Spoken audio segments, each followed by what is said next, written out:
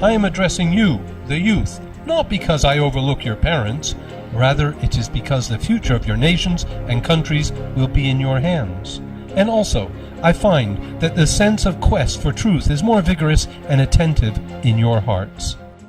I would like to talk to you about Islam, particularly the image that is presented to you as Islam.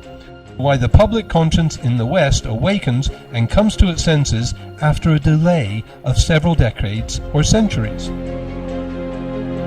Why should the revision of collective conscience apply to the distant past and not to the current problems?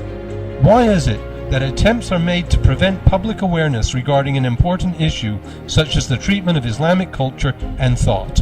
I would like you to ask yourself why the old policy of spreading phobia and hatred has targeted Islam and Muslims with an unprecedented intensity.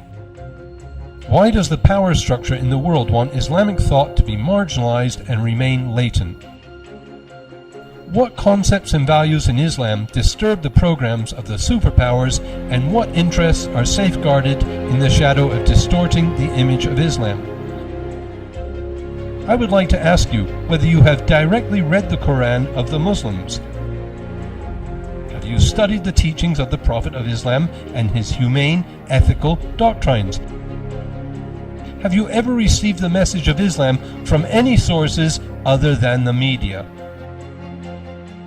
Have you ever asked yourself how, and on the basis of which values, has Islam established the greatest scientific and intellectual civilization of the world and raised the most distinguished scientists and intellectuals throughout several centuries? Study and research the incentives behind this widespread tarnishing of the image of Islam.